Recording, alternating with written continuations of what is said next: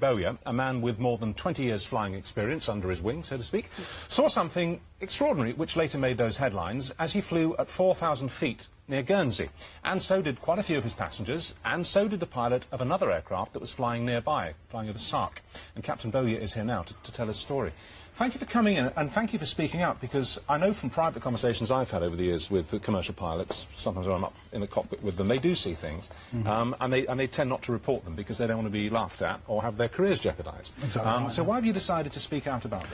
Well, I didn't actually decide to speak out at all. Actually, the press asked the company, which I work for, would I mind doing an interview, and the company, being quite a forward-thinking firm, had no objection. In fact, pretty much actively encouraged it. So that's how it happened, really. Well, how did the press get hold of it then? Did passengers? I don't know. I really don't know. You weren't the only person who saw No, this phenomenon, that's right. were you? There, No. there were some passengers who saw it, and also another pilot. Yes. Simultaneously. Well, look, we've got an artist's impression that we knocked up here this afternoon on our computer paint box. Is that kind of what you saw? Is that a reasonable... No. Oh, well, it's the best we did. Be honest, yeah. Well, hold that picture. Well, you describe it to us. Well, it was a brilliant yellow object. The brightness you've got there, about two-thirds from left to right, it was a graphite grey section. If you want to call it a fuselage, we don't know yet what it was. We're looking into it. And how big was it? It's difficult to say once again, but I saw it from 50 miles away. So any object from 50 miles away must have been fairly enormous. What, about a mile long? It's possible, yeah. Did it move at all? It probably didn't move, but I had the great opportunity the other day from Jersey Air Traffic Control, visiting their radar room, and some interesting traces, let's put it that way, from the radar Really? indicate that there's a possibility that they did pick up from both Guernsey and Jersey radar traces, spurious traces they call, for around about 55 minutes. How long did you see it for? I saw it in total for 12 minutes. Can I show you a picture? This is, I'm sure you've seen this picture. It's of lenticular clouds, a very rare but known formation. This was taken some years ago.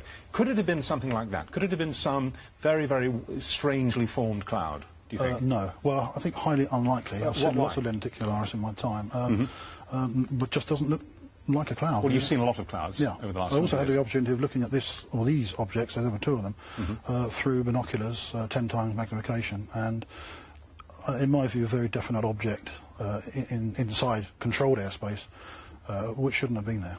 What happened? Did you simply lose contact with it? Did it disappear? Well, I was landing. There was a general flight from Southampton going to Alderney, and the only reason I lost sight of it was because I descended through a haze layer, which is fairly common in that area, and having descended through the haze layer, couldn't see it anymore. But it's almost certainly still there. Did the other pilot, who was flying over Sark, the island of Sark, did he report it in exactly the same terms? Yes, because it was sighted, or they were sighted inside controlled airspace. The pilot's under a legal obligation, and I suspect this is where the press stories come from. And he's filed a report exactly the same as I have. Well, let's show you a couple of pictures from the UFO file books. These are genuine UFOs in the sense that no one's ever been able to explain what they are, but they happen. They're not fakes. Well, that's over New Mexico. That's very similar to the sort of thing that I saw. Yeah, well, and my passengers. That was famously I haven't seen taken over New Mexico in 1957, and it's not a cloud. That much we do know.